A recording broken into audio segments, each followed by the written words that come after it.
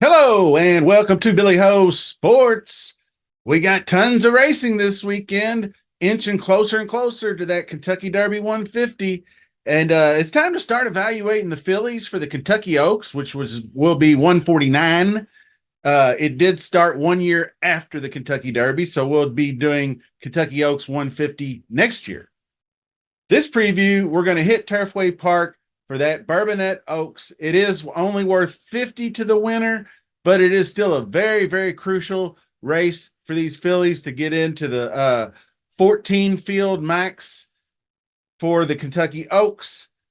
You can review all the previous prep races, especially the Kentucky Derby Trail playlist, everything you need. I got the 2024 Thoroughbred list, which has pretty much everything in it, because we'll be getting into those 4-year-old and ups later on in the summer and the late spring.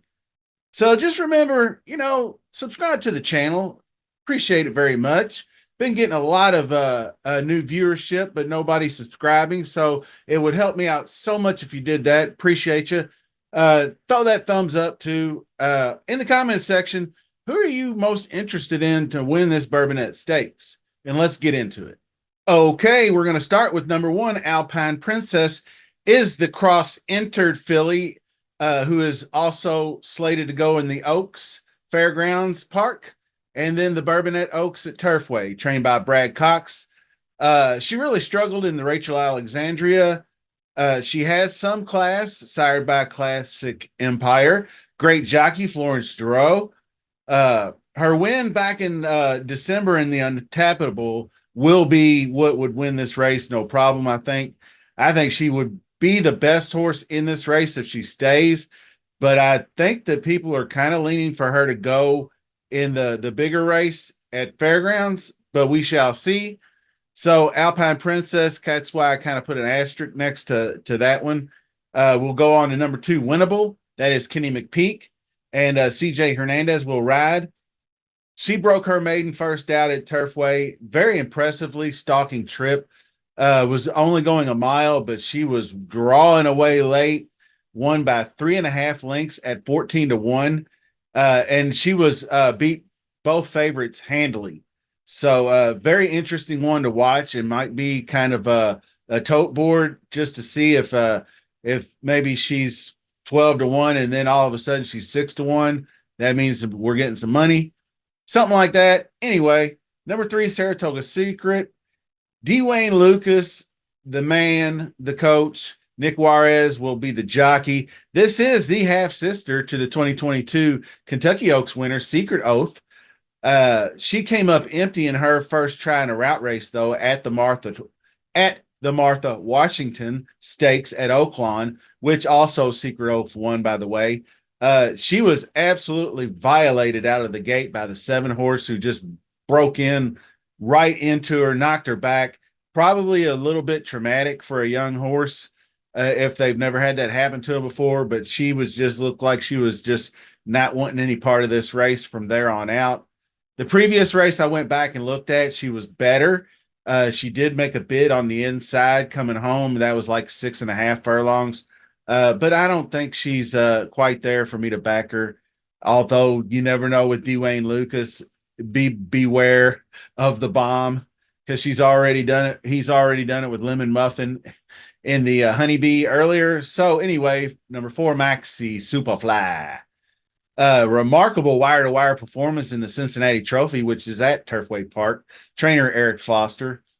Swift fractions going a mile, earned an 89 Brisnet speed figure. Plenty of success at Turfway. Probably going to be a top contender, I'd say. Walter Rodriguez is going to take the 5th time on the filly, so he's got more than enough familiarity. Number 5, moving on up, is a new claim for Saffie Joseph Jr. barn. She won at 1 1/16 right out of the gate for Saffie. All-weather Gulfstream track, March 3rd. It was a noteworthy performance in the fact that she hit that turn and it was kind of a runaway leader, and she had her sights dialed in on this runaway leader, entered the stretch in full on chase mode, and she ran right by that horse to win by over 3 lengths. Adam Beschiza will be the jockey. So moving on up is kind of a maybe a live long shot. So I'm going to keep my eye on that one. Number 6 is Band of Gold, one that I like by Kenny McPeak. Veteran jockey Julianne Leperoux is going to ride. She a little bit of a letdown in the Honeybee when she stepped up in class at Oaklawn after she did win that Martha Washington previously. But she may have been a little bit outclassed, dropping back down. Her ability to close late, especially if we get on a speed duel early on, should have her in plenty of good position to either win or collect some points. So I like Band of Gold. Number 7 is Trial. That is Tom Drury trained. She won her most recent 6.5 furlongs. Got up by a nose late, so the added distance seems to be what she'd be looking for. First 2-turn race, though, Luan Macchiato picking up the mount. So if she does take to the 2 turns, she should be all right with the added distance. One to keep an eye on. Number 8, one I like a lot, and I got an angle for you if you want it. But Pink Polka Dots, trainer Joe Sharp, who I think's pretty good with the fillies. I like Joe Sharp. 2 for 2 in her young career. Both of those races were on the turf. She has really great early speed, broke out front end wins on the turf is always impressive in my book. But what I find remarkable actually is her debut, where she rolled out and defeated the next 2 soundly, Miss Quality Control and Tarnima, though they ran 2nd and 3rd, and both of those horses wheeled right back to win their next races. So Jamie Torres is going to be the jockey, and he's going to try for 3 in a row. So I think this one is a good horse. I don't think the 8 post is that bad. It's not great, but because the inside posts seem to be more favorable in at Turfway these days. But Pink Polka Dots has the speed, so maybe she can get out there and do some damage. Number 9 is You Know Nothing. Sounds familiar. Coming off 2nd place as the beaten favorite on the turf, trainer Chris Clement. Moving her back to the all-weather, where she won at first asking previously. He's also bringing in the big guns with Javier Castellano going to ride. So anyway, You Know Nothing is probably one I'm not focusing on big time, but one I wouldn't completely dismiss. Number 10, Everland. Eric Foster trains this one, recently 4th in the Cincinnati Trophy, which he had the winner of that race, Maxi Superfly. So he's got 2 entries in this race. I'd say with her outside post, she's definitely got her work cut out for her. But she did win 2 races back at Turfway. First off the claim, Abel Cedillo will be the jockey. Let's run through the past performances really quick and see what we got. Okay, so this will be an interesting race to handicap. You can see, I mean, Alpine Princess is going to be my winner. The inside post is just winning at a higher percentage, but the hot train Brad Cox, Luis Saez, if he stays in this race, there's the horse that I would put on top. If she doesn't, then you have the horses like Maxi Superfly or Pink Polka Dots to look to take that lead and run away with it. So those 2, if they get out and get on some sort of speed duel, hypothetically, Alpine Princess goes to Fairgrounds. I can see Maxi Superfly and Pink Polka Dots out on the lead, maybe gets in a little bit of a speed duel. And then you got horses like Winnable and Band of Gold, and even moving on up. Winnable, that was a very impressive stalking win there at 70K for Kenny McPeak. So I like the Kenny McPeak horses, and I like the Brad Cox horse. Saratoga Secret, this horse looks a lot better out of Arrogate and everything, but just not there yet. 22 links in the Martha Washington. But like I said, she did have that really compromising start. But still, even her better races, the speed's a little bit lagging.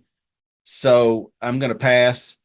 But like I said, Maxi Superfly, very hot pace, plus 10, plus 12 is pretty hot. It's fair. Let's put it that way. It's not like super blinding. But anyway, here is the moving on up. What I was talking about, Saffy Joseph took over. It won going all weather, mile and a 16th. It was just a 35K optional claimer, but pretty honest enough pace. So he was able to run that down. I bet a more hotly contested pace could be good for him. Band of Gold, that's the one I got my eye on. If the one horse is out, Closing Styles was probably a little bit outclassed in this Honeybee, just never got there. Did improve a bit from 9th to 6th, but I think dialing it back to this Martha Washington level, the 91 speed was there and closed it just fine. That's what I'm looking at. Third in prime power. You got all these 20% trainer and non-graded stakes for Kenny McPeak, the drop in class, Band of Gold. So that's my first choice so far. Trial, I can't say that I'm super interested. There's too many other closers, but here's Pink Polka Dots. Like I said, the 88. This is the first race right here. You can see the three italics. If you remember from a previous video, whenever you see them in italics, it means they went out and won their next race. So you can see all three of these horses. That's a strong race right there. All three of them wheeled back to win the next out. And this one won easily. I mean, comfortably and bumped it up to 100K optional claiming in 1X. I mean, that's not nothing. So Pink Polka Dots is one I think might be a kind of sleeper at odds. Maybe get some good value on that. I'm probably not. Everland has been getting some talk. 4th place in the prime power. It's possible.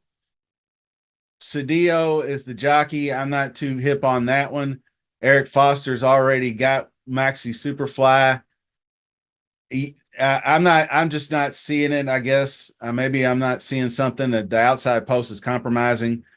So I'm not going to go with Everland there. So basically, to sum things up, you can see the selections in the background there. The asterisk is Alpine Princess. I would have that first if she stays in this race. But if not, then I would like Band of Gold. I like Winnable. I like moving on up as a sleeper. And Pink Polka Dots also. I might be coming around to some Pink Polka Dots, depending on what the track bias is doing Saturday, if the early speed is getting there, because there's been some races early on so far that have had the early speed get there. So we shall see. But appreciate you watching. Coming up will be the Fairgrounds Oaks. So until then, see you soon.